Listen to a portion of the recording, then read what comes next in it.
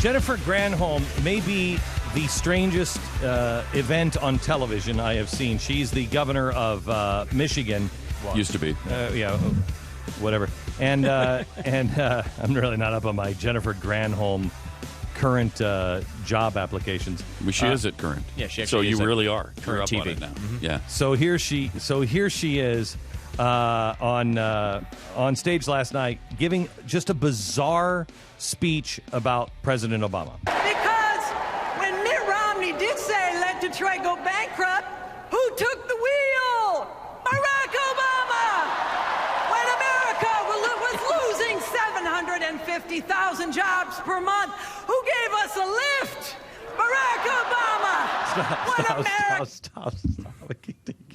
First of all, can you imagine if I were up at the GOP, what they would have said? That this host from Fox News or from The Blaze is up giving a speech. Here she is giving a speech. She's a current host. Mm-hmm. Here she is giving a speech. And this is one of the most bizarre.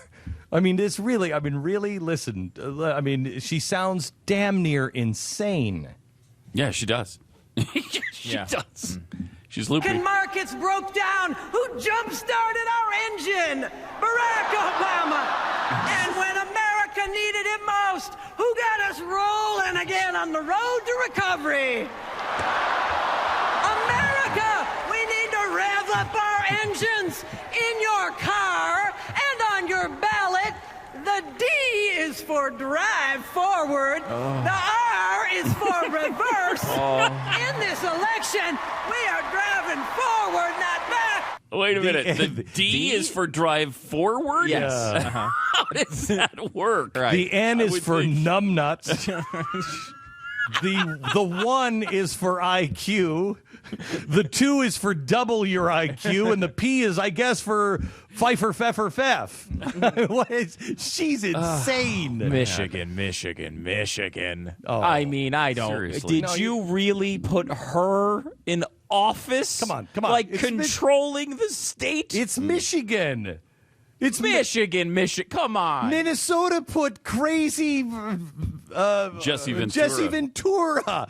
I mean, when you start going down the progressive road, you lose your mind quickly. But still, come on. Really? I mean, maybe she didn't sound like this or do anything like this when she ran, but this woman won an election? No, really? you don't get this good at what she just did.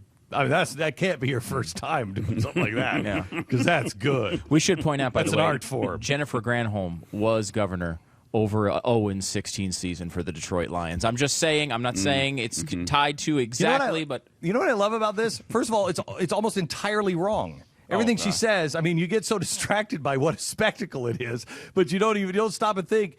She's almost entirely wrong here. First of all, it wasn't the one. Barack Obama wasn't the one that bailed out Detroit.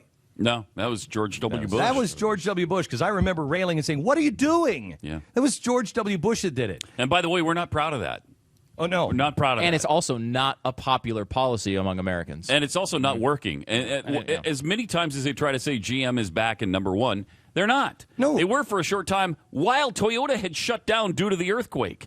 Yeah. The tsunami. But Toyota is back to number one in the world again. I mean, I'd love to see a GM. We should make it. We're back at number one. All we need to do is have giant tidal waves wipe out our competition. Jeez, And they weren't even. It's true. And they weren't even they're not even number one anymore. They were number one while Toyota shut down all operations. Yeah. And then GM was like, "Hey, we're number one. We beat Toyota."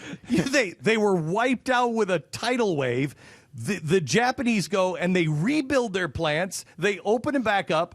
The month they're open back up, they're number one. Yeah. I mean, that's how bad Detroit has become. If we could just get a third world war to sweep Europe and get rid of the German automakers.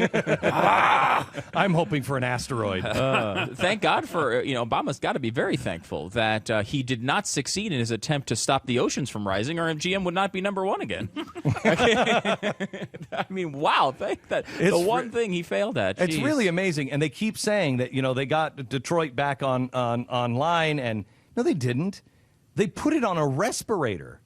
Pull the respirator off. The thing is going to die. And they're only making it worse because they're not letting the body. You're on a respirator for a long time. You pull the respirator out, Your body doesn't breathe on its own anymore. And that's what they're doing to the auto industry.